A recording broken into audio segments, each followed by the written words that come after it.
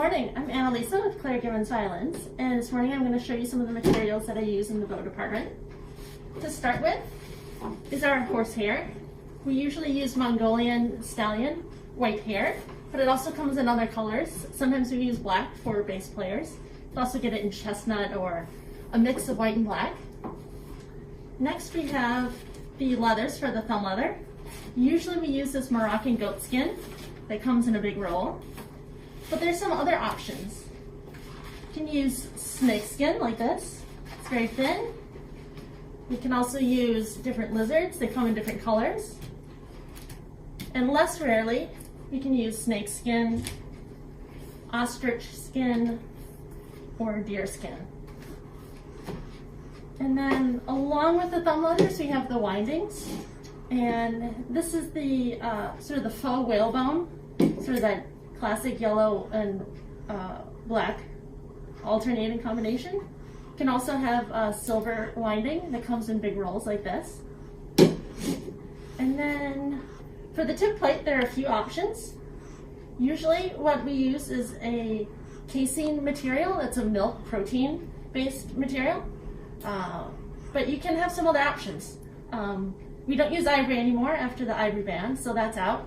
But we can still use mammoth ivory, or mammoth, and that's a fossil, so that's fine. You can also use some poly materials. There's a tip armor that comes in different colors. You can also just use plastic. And also sometimes you'll see tip plates made out of silver or gold, and that you would just cut out of a blank like that. And then on the frog, there's some pearl bits for the slide and for the eyes. And again, there's a bunch of options.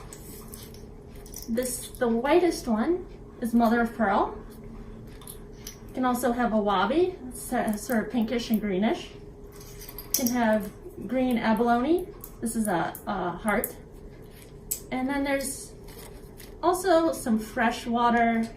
There's some Tahitian, that black lip Tahitian, California cultured. I prefer to use these blanks that are already cut out, and they're all even and they come in little dots. Just makes things a little bit quicker. But you can also just start from a blank like that. And here's one that we've just cut out the little holes from. So a few options there. And here's how I organize all my little bow, my little pearl bits. I just organize them by size, and then I have the slide blanks down at the bottom. And then also in the frog we have the eyelets. And those come in a few different options depending on the screw size and the threads and everything. So I have a collection of different sizes that I have organized here. And then I also have some screw blanks down here when we need to replace those. All right. And let's see, last thing, the sticks themselves can be Pernambuco or Brazil wood or carbon fiber. Those are the most common ones. There's also some odd ones out there. And for the frog, usually we're going to see ebony frogs. Sometimes they can be snakewood, sometimes it can be synthetic, especially for coda bows. Sometimes they can be water buffalo, or let's see, ivory even, or mammoth ivory.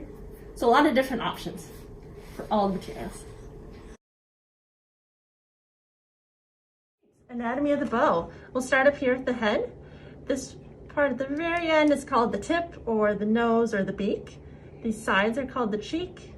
This white part is called the tip plate, and that's the mortise where the hair goes in.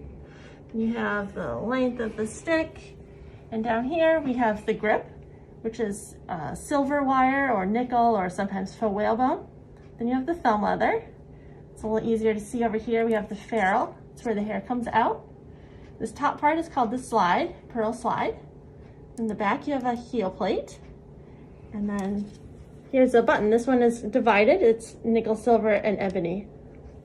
And here's a better view of the pearl eye. This is a Parisian eye with a silver ring and pearl's eye in the middle. And here you have we call this a silver tube kind of button. There's a little pearl at the end. And moving up here, we have the silver underslide and the eyelet. And then we have the screw with the adjuster. And the screw threads into the eyelet. On the stick here, that's the stick mortise. And back here we have the back hole where the screw goes in.